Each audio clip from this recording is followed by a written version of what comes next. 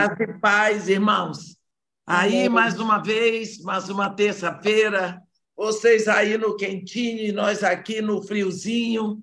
Tá? É bom aqui, viu? Rio de Janeiro com friozinho é muito mais bonito, é muito melhor. Mas vamos aqui ao nosso estudo de Tiago. Semana passada, nós fizemos o capítulo 4 até o versículo 12.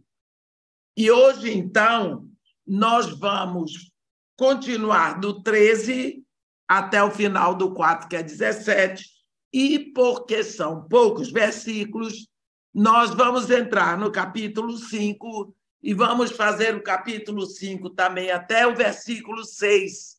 E assim, semana que vem, nós completaremos a carta do apóstolo Tiago para poder começarmos uma outra. Tá bom? Então, vamos ver. Tiago, capítulo 4, do versículo 13 ao 17. Eu vou ler. Atendei agora vós que dizeis, hoje ou amanhã iremos para a cidade tal, e lá passaremos um ano, e negociaremos e teremos lucros. Vós não sabeis o que sucederá amanhã. Que é a vossa vida? Sois apenas como neblina que aparece por instante e logo se dissipa. Em vez disso, devias dizer, se o Senhor quiser, não só viveremos, como também faremos isto ou aquilo. Agora, entretanto, vos jactais das vossas arrogantes pretensões. Toda jactância semelhante a esta é maligna.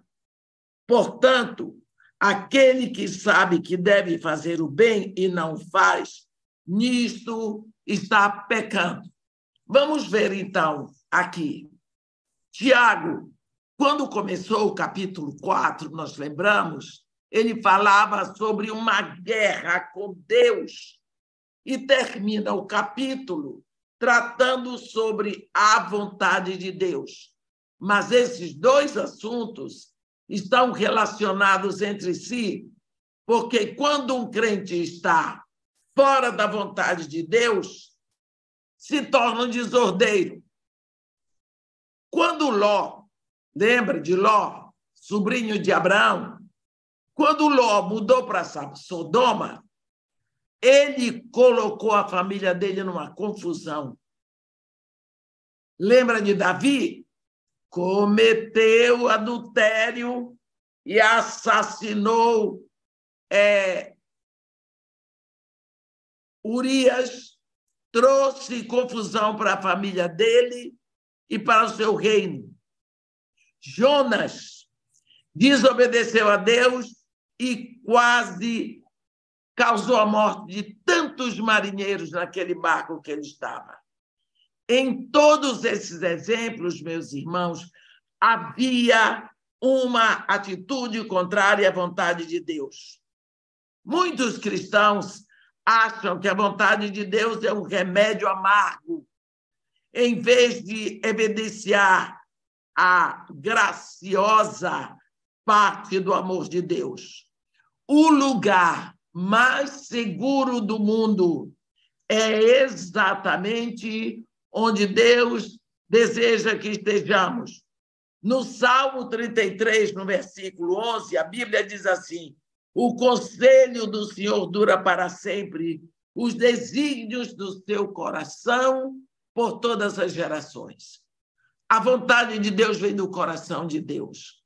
Vemos aqui Tiago salientar 3 atitudes que devemos ver diante da vontade de Deus. Primeiro, quando ignoramos a vontade de Deus, versículo 13 e 14. Talvez, exatamente aqui, Tiago estava falando para os ricos da igreja, que tomavam suas decisões sem buscar a vontade de Deus em oração. Eles mediam o seu sucesso pelo dinheiro que ganhavam. Tiago, então, fala mostrando aqui 4 argumentos para nos mostrar que é loucura tentar ignorar a vontade de Deus. Primeiro, ele vê no versículo 13 a complexidade da vida, pensando em tudo que envolve a vida. O tempo, afazeres, movimentos, a vida é feita de tantas coisas, lugares, pessoas, sonhos, decisões a serem tomadas a cada momento. Longe da vontade de Deus, a vida é só um mistério.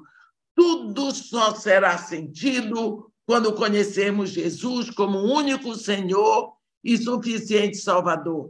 Aí tudo começa a fazer sentido. A incerteza da vida está no início do versículo 14, porque nós lemos em Provérbios 1, não te glories no dia de amanhã, porque não sabes o que trará à luz. Nós não podemos planejar as coisas longe da vontade de Deus. Parece com aquilo que nós lemos na parábola de Jesus, lá do Lucas 12, onde o fazendeiro teve uma colheita tão grande, e os seus celeiros se tornaram pequenos.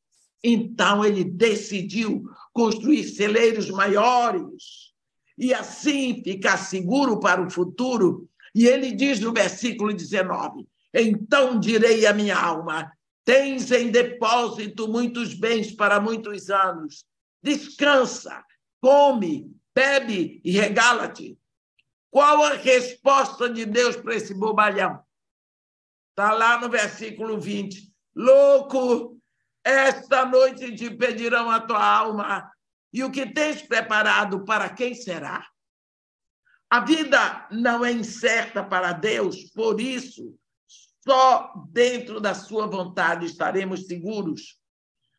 No versículo 14b, nós vemos Tiago falar sobre a brevidade da vida. Esse é um tema muito sério. Tiago vai buscar no livro de Jó muito profundo o assunto da brevidade da vida. E no Salmo 90, no versículo 12, Moisés pede a Deus, ensina-nos a contar os nossos dias, para que obtenhamos corações sábios. Exatamente porque a vida é tão breve, não podemos perder tempo. Precisamos investir o tempo em coisas que serão eternas. Deus revela seu desejo através da sua palavra e muitos de nós procuramos ignorar a Bíblia. No versículo 16, Tiago vai falar sobre a fragilidade do homem. Os homens se gabam de suas conquistas, mas o homem propõe e Deus dispõe. Provérbios 16, 33 diz, a morte se lança no regaço, mas do Senhor procede toda a decisão. A sorte se lança no regaço. Eu disse a morte, é a sorte. O homem não tem o controle sobre os eventos. É pura ignorância, meus irmãos, desprezar a vontade de Deus. Capítulo 4, no versículo 17, fala sobre desobediência à palavra de Deus. Esse povo a quem ele está se dirigindo conhece a vontade de Deus, mas escolheu desobedecer. E isso expressa o quê? Orgulho, porque isso é um modo de dizer, eu sei o que você quer, mas decidi não fazê-lo. Além do orgulho do homem, o homem desobedece por ignorância, porque ele acha que a vontade de Deus é algo que ele pode escolher, se obedece ou não. A vontade de Deus não é uma opinião de Deus, mas uma obrigação. Deus diz que disciplina a quem ele ama. desobedecer à vontade de Deus agora pode até não parecer muito mal, porém, vai ser muito mais sério depois. No versículo 15, fala sobre obedecer à palavra de Deus. Se for da vontade de Deus, não deve apenas aparecer um jargão nos lábios do crente, mas uma atitude constante que procede do seu coração. Lá no capítulo 4 de João, Jesus diz: meu alimento é fazer a vontade daquele que me enviou e completar o seu trabalho. Paulo nunca considerou a vontade de Deus como uma cadeia que o aprisionava. Antes, era uma chave que abria portas para ele e para o seu ministério. Tudo neste universo opera seguindo leis. Se as seguimos, tudo ficará bem aqui. Mas se resolvemos quebrá-las, essa lei, nós vamos ver que a própria lei luta contra nós. A vontade de Deus para nós se compara às leis do universo, exceto pelo fato de que as leis do universo são gerais, mas a vontade de Deus é explícita e específica para cada um de nós. A vontade de Deus é uma relação de amor entre Deus e o crente. E é uma experiência crescente e constante que faz a nossa vida produtiva. Primeiramente, nós precisamos conhecer a vontade de Deus. E Deus quer que a conheçamos, mas não apenas conhecê-la. Ele quer se revelar a nós para que sejamos, como lemos em Colossenses 1:9, para que transbordemos do pleno conhecimento da sua vontade em toda a sabedoria e entendimento espiritual. Não devemos nos conformar apenas em conhecer um pouco da vontade de Deus. Deus quer que compreendamos a sua vontade, como nós lemos lá em Efésios 5, no versículo 17. Por esta razão, não vos torneis insensatos, mas procurai compreender qual a vontade do Senhor. Aqui vem a sabedoria espiritual. Uma criança pode saber a vontade do Pai, mesmo sem compreendê-la. No Salmo 103, no versículo 7, nós lemos que Deus revelou os seus caminhos a Moisés e revelou os seus feitos ao povo de Israel. O povo sabia o que Deus estava fazendo, mas Moisés compreendia o porquê de Deus estar fazendo. Precisamos fazer a vontade de Deus de todo o coração, como está escrito em Efésios 6:6. Por exemplo, Jonas sabia a vontade de Deus e, finalmente, teve que obedecê-la, mas não de todo o coração. No capítulo 4 do livro de Jonas, vemos que o profeta não amava o Senhor, nem amava o povo de Nínive. Ele só obedeceu à vontade de Deus porque teve medo de ir para o ventre do peixe novamente. Não devemos obedecer de má vontade, reclamando. Quando o dever se torna prazer, o trabalho se torna uma bênção. No Salmo 119, no versículo 54, nós lemos assim: os teus decretos são motivos dos meus cânticos, na casa da minha peregrinação. Quando obedecemos e fazemos o trabalho de Deus do nosso coração, lá do fundo do nosso coração, nós somos enriquecidos. Os benefícios de obedecermos à vontade de Deus são tão variados, porém, o primeiro que me vem à mente é que nós temos uma intimidade com Jesus Cristo mais aprofundada, como tem escrito lá no Evangelho de Jesus, segundo Marcos, no versículo 35, ele diz, portanto, qualquer que fizer a vontade de meu Pai, a vontade de Deus, esse é o meu irmão, irmã e mãe. Há uma eterna qualidade na vida e no trabalho daquele que faz a vontade de Deus. É a expectativa do galardão no retorno de Jesus Cristo.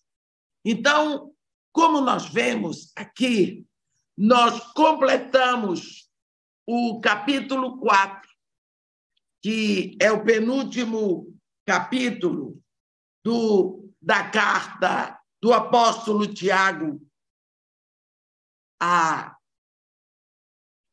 Nós sabemos que a carta foi endereçada às 12 tribos que se encontram na dispersão, não é? Então, agora nós entramos no capítulo 5 e nós vamos fazer o capítulo 5 de 1 ao 6. Então, eu vou ler agora, meus irmãos, o capítulo 5 de 1 a 6. Atendei agora, ricos, chorai lamentando por causa das vossas desventuras que vos sobrevirão. As vossas riquezas estão corruptas e as vossas roupagens comidas de traça. O vosso ouro e a vossa prata foram gastos de ferrugens, e a sua ferrugem há de ser por testemunho contra vós mesmos, e há de devorar como fogo as vossas carnes. Tesouros acumulastes nos últimos dias. Eis que o salário dos trabalhadores que ceifaram os vossos campos e por vós foi retido, com fraude está clamando, e os clamores dos ceifeiros penetraram até os ouvidos do Senhor dos Exércitos. Tendes vivido regaladamente sobre a terra, tendes vivido nos prazeres, tendes engordado o vosso coração em dia de matança, tendes condenado e matado o justo, sem que ele vos faça resistência. Olha, meus irmãos, o tema do assunto aqui nesse capítulo 5 é confusão. A esse ponto da carta, Tiago está falando para homens ricos, mas sua riqueza era pecaminosa e eles estavam extorquindo os pobres. Vemos pobres roubados em seus salários no capítulo 4. Pessoas afligidas fisicamente, etc., etc. O segundo tema nesse capítulo 5 é oração. E ele cita Elias como exemplo de alguém que acreditava em oração. A quinta marca do crente maduro é que ele ora na hora da dificuldade. Nós sabemos que o propósito maior da carta de Tiago é maturidade, é crescimento espiritual. A pessoa imatura, ela se segura na sua própria experiência e busca pessoas Tiago aqui não diz que é pecado ser rico. Não, não, não, não é isso que ele diz. Afinal de contas, Abraão era um homem com muitos bens e era amigo de Deus. Tiago aqui fala sobre os ricos egoístas e dá 3 razões para a sua exortação. A primeira delas é no versículo 4. Quando eles, o modo como eles obtiveram a sua riqueza. A Bíblia não desencoraja a aquisição de bens. Na lei de Moisés, nós vemos que Moisés dá direções específicas sobre esse assunto. Os judeus em Canaã tinham sua propriedade, trabalhavam nela e eram beneficiados na produção. Em muitas parábolas, Jesus mostra seu respeito por ganho pessoal. O que a Bíblia condena, fora o amor ao dinheiro, é a aquisição de bens por meios ilegais e para interesses errados. Lembramos que o profeta Amós gritou uma mensagem de julgamento contra aqueles que roubavam os pobres e usavam o dinheiro para sua luxúria. Vemos Isaías e Jeremias também que expuseram o egoísmo dos ricos e os avisou sobre julgamento vindouro. É nesse espírito que Tiago escreveu. Ele deu 2 ilustrações sobre o modo como os ricos conseguiram seus bens. Primeiro, no versículo 4, ele diz: retendo os salários. Eis que o salário dos trabalhadores que ceifaram o vosso campo e que por vós foi retido com fraude, está clamando. E os clamores dos ceifeiros penetrou até aos ouvidos do Senhor dos Exércitos. Olha que coisa terrível, meus irmãos. Os operários não tinham nenhuma segurança no emprego. A parábola dos trabalhadores, lá de Mateus 20, nos dá uma ideia de como as coisas funcionavam naquela época. Deus deu instruções sobre o trabalho do operário para proteger os empregados de patrões opressores. Nós lemos lá em Deuteronômio 24, e eu vou ler para vocês, porque isso é muito importante. Deuteronômio 24, 14 e 15, está escrito assim: não oprimirás o jornaleiro pobre e necessitado, seja ele teu irmão ou estrangeiro que está na tua terra e na tua cidade. No seu dia lhe darás o seu salário antes do pôr do sol, porque é pobre e disso depende a sua vida, para que não clame contra ti ao Senhor e haja em ti pecado. Quando a Bíblia fala jornaleiro, não é aquele que vende jornal. Essa palavra vem de giorno, do latim, o diarista. Em Levítico 19, no versículo 13, está escrito: não oprimirás o teu próximo, nem o roubarás. A paga do jornaleiro não ficará contigo até pela manhã. Lá em Jeremias, no capítulo 22, versículo 13, está escrito: Ai daquele que edifica a sua casa com injustiça e os seus aposentos sem direito, que se vale do serviço do seu próximo sem pagar e não lhe dá o salário. Esses homens ricos, meus irmãos, ficavam com os salários dos trabalhadores, eles roubavam. Não roubarás, é a lei de Deus. Como cristãos, temos que pagar nossos débitos. Um outro modo, como os ricos estavam adquirindo bens, era o controle na corte. Versículo 6. É comum que pessoas ricas tenham influência política e consigam o que querem. Quando Deus estabeleceu Israel em Canaã, deu a eles um sistema de corte. Está lá em Deuteronômio 17. Ele avisou os juízes que não fossem gananciosos. Ele ordenou que não deveriam ser parciais no julgamento entre ricos e pobres e que não tolerassem o perjúrio.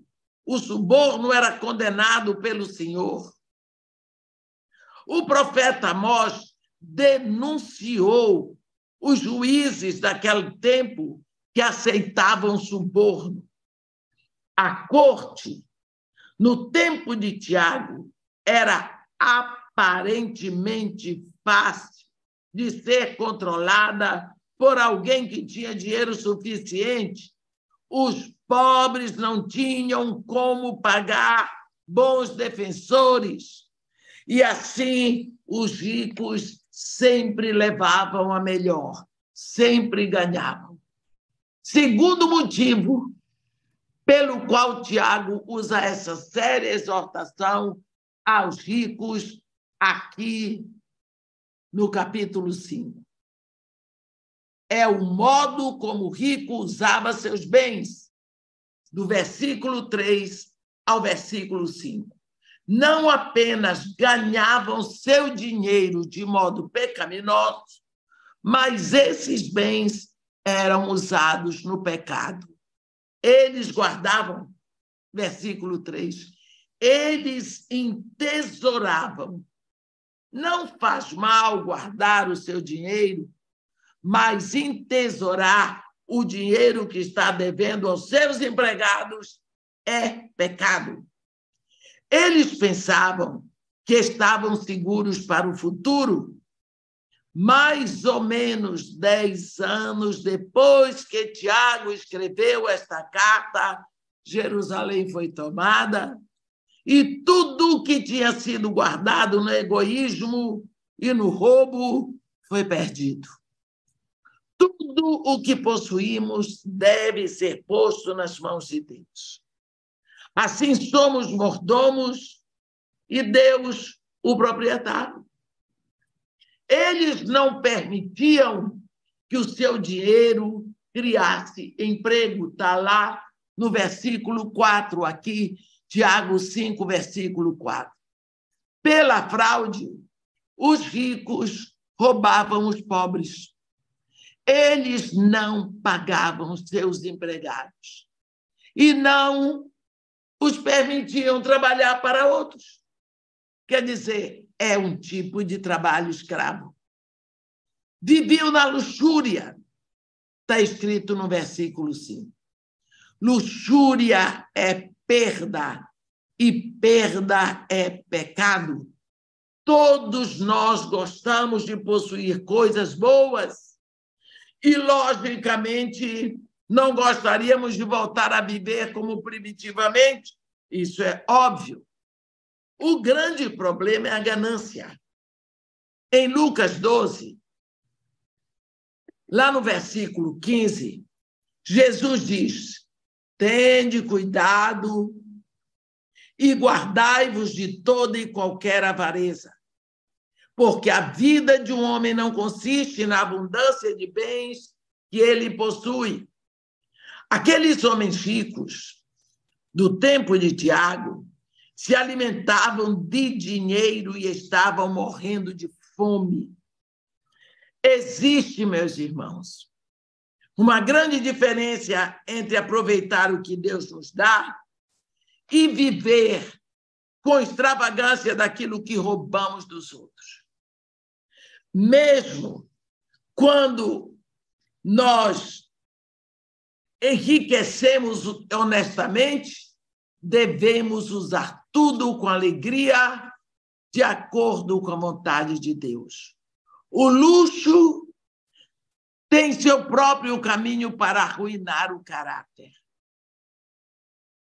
Se juntarmos o bom caráter com a riqueza, vamos produzir positivamente, porém, se juntarmos autoindulgência com a riqueza, o resultado vai ser pecado.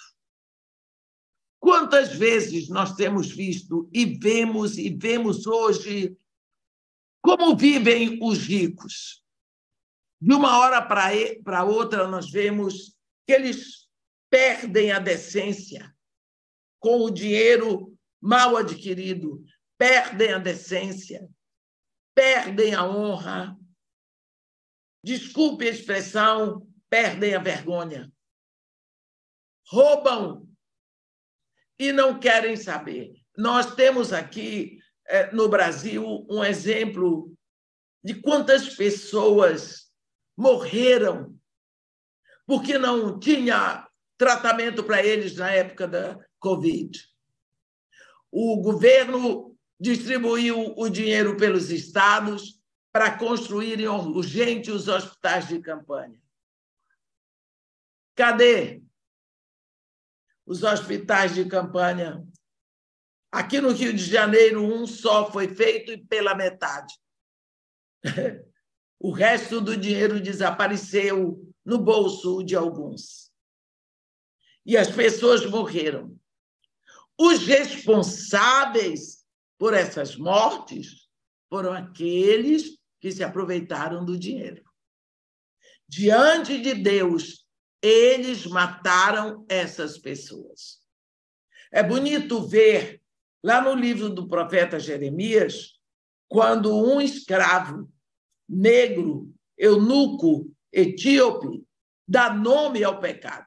Ebed-Meleque, quando botaram o conselho do rei, botou Jeremias preso numa cisterna que não era usada há muito tempo, ele ficou atolado até a cintura. Quando Ebed-Meleque ficou sabendo, procurou o rei e disseram: rei, agiram mal estes homens, apontou para eles, com tudo o que fizeram o profeta Jeremias, porque no lugar em que está vai morrer. Em outras palavras, botaram Jeremias lá para morrer, porque o modo de calar a boca do profeta é matando. Jezabel já fazia isso. O problema é que, quando ele morresse, iam dizer: Jeremias morreu. Mas o certo é: nós matamos Jeremias. Assim também esses homens que roubaram o dinheiro dos hospitais e do tratamento aqui no Brasil, eles mataram essas pessoas. Eles são responsáveis por essas vidas que foram ceifadas. A mesma coisa acontece com esses homens ricos que estavam na igreja, na época de Tiago, porque essa carta é endereçada para os judeus cristãos que estavam na dispersão. Eles estavam oprimindo os outros pobres, porque os judeus pobres cristãos estavam sendo oprimidos tanto pelos ricos como pelos judeus pelo fato de seguirem a fé cristã. O que é que a riqueza produzirá? Nós vimos aqui do versículo 1 ao versículo 4. Os ricos achavam que possuíam as coisas por causa do seu dinheiro, mas Deus pensa de outra maneira. No versículo 1, a gente lê o que Tiago está dizendo. Atendei agora, ricos, chorai lamentando por causa das vossas desventuras que vos sobrevirão. Tiago descreve as consequências da riqueza mal adquirida e mal usada. A riqueza vai desaparecer, versículos 2 e 3. O grão vai apodrecer, o ouro vai enferrujar, as vestes serão destruídas pela traça. Tudo que é material neste mundo não durará para sempre. As sementes da morte e da degradação estão em toda a criação. É um grande erro pensar em segurança nos bens materiais. Paulo aconselha a Timóteo, lá em 1 Timóteo 6, no versículo 17, Paulo diz para Timóteo: exorta aos ricos do presente século que não sejam orgulhosos, nem depositem a sua esperança na instabilidade da riqueza, mas em Deus, que tudo nos proporciona ricamente para o nosso aprazimento. As riquezas, meus irmãos, são tão incertas. O mercado de capitais flutua, não é? E toda hora nós vemos a bolsa sobe, a bolsa desce, toda hora. Também tudo aqui na Terra é flutuante. Deus disse, lembra da parábola do capítulo 12 de Lucas, quando o homem se preparou e constrói celeiros, no versículo 20, Deus diz: louco, esta noite te pedirão a tua alma, e o que tens preparado, para quem será? Né? No versículo 3, riqueza mal empregada produz mau caráter. Eu vou ler o versículo 3. O vosso ouro e a vossa prata foram gastos de ferrugens, e a sua ferrugem há de ser por testemunho contra vós mesmos, e há de devorar como fogo as vossas carnes. Tesouros acumulaste nos últimos dias. Olhe bem. Esse é um julgamento presente. O veneno da riqueza os infectou a tal ponto que eles são comidos vivos. O dinheiro é neutro, meus irmãos, mas o amor ao dinheiro é a raiz de todos os males. O último dos 10 mandamentos é: não cobiçarás. A cobiça é a aglomeração de todos os pecados. E quando cobiçamos, cometemos todos os pecados em um só. Abraão era um homem rico, mas manteve sua fé e bom caráter. Nós lemos lá no versículo 10 do Salmo 62. Se as tuas riquezas prosperam, não ponhas nelas o coração. Em Provérbios 22, no versículo 1, mais vale o bom nome do que as muitas riquezas, e o ser estimado é melhor do que prata e ouro. No versículo 3 e no versículo 5, Tiago está dizendo que o julgamento é certo. Tiago não apenas viu um julgamento presente, mas também um futuro diante de Deus. Jesus Cristo será o juiz, está aqui no versículo 9, e o seu julgamento é reto. As testemunhas que Deus chamará no dia do julgamento, olha só, no versículo 3, A riqueza do rico é que vai testemunhar contra ele. A riqueza do rico vai testemunhar contra ele. Então, o grão apodrecido, ouro e prata enferrujadas, vestimentas comidas de traças, vão testemunhar do egoísmo daqueles corações. É irônico, meus irmãos. É irônico. O rico guardou tanto a sua riqueza e agora vem testemunhar contra ele. Aparece lá testemunhando contra ele. O dinheiro fala. Os salários roubados vão testemunhar. O grito do pobre já foi ouvido. Deus, que ouviu o grito do sangue de Abel, ele ouve tudo. Ele ouve sim. No versículo 4, fala que os trabalhadores testificarão e não haverá oportunidade para os ricos procurarem a corte. Cadê a corte que eles pagavam, que davam suborno e levavam a melhor? No julgamento de Deus não terá corte. Os perdidos estarão diante do grande trono branco, Apocalipse 20, versículos 11 a 15.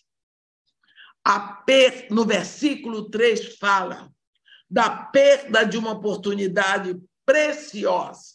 Versículo 3. A expressão últimos dias, aqui, que Tiago usa, essa expressão nos mostra que Tiago acreditava que a vinda do Senhor Jesus estava próxima, como nós vamos ver nos versículos 8 e 9. Precisamos, meus irmãos, precisamos aproveitar a oportunidade e trabalhar enquanto é dia, como Jesus disse em João 9. Pensemos em quanto bem podemos fazer com o dinheiro que temos. Na igreja para a qual Tiago estava escrevendo, haviam pessoas que estavam precisando. Também existiam trabalhadores precisando de seus salários. É bom ter as coisas que o dinheiro pode comprar. Porém, é bom possuirmos aquelas que o dinheiro não compra. Que adianta possuir 500 casas e não ter um lar? A casa você compra, a casa você paga, mas um lar você não compra. Um lar você tem que construir. Ou que adianta possuir um lindo anel de brilhante quando não existe um amor? Tiago não está condenando a riqueza, não está condenando os ricos, mas está falando do mau uso da riqueza e o fato dos ricos usarem seu dinheiro como uma arma de destruição e não como uma ferramenta de construção. É possível ser pobre no mundo. Tiago, lá no capítulo 2, nós vimos isso. No versículo 5, é possível ser pobre neste mundo e rico no mundo vindouro. O retorno de Jesus Cristo vai mostrar a verdadeira riqueza. Nós vemos Jesus dizendo, lá em Mateus 6, no versículo 21, pois onde está o teu tesouro, lá está o teu coração. O que guardamos, perdemos, e o que entregamos a Deus, guardamos. Precisamos acumular para a eternidade. A Bíblia nos ensina repetidamente sobre a brevidade da nossa vida aqui na Terra, como peregrinos. E a história nos prova de tantas destruições, guerras. Por isso, Vamos acumular tesouros para a eternidade. Este mundo aqui embaixo está em guerra, meus irmãos. Nós temos guerras, tantas guerras, que já não são mais faladas nos jornais. A guerra da Líbia continua, mas Gaddafi morreu. A guerra do Iraque continua, mas Saddam Hussein já não está mais. A guerra da Síria continua. Até a última, que mais foi falada, da Ucrânia, não sai mais nos jornais, mas continua. Fora isso, existe aqui reino contra reino. Nós vivemos como se fôssemos autistas, fora da realidade. Precisamos olhar um pouco como está o mundo e acumular riquezas no lugar onde elas estão seguras para a eternidade.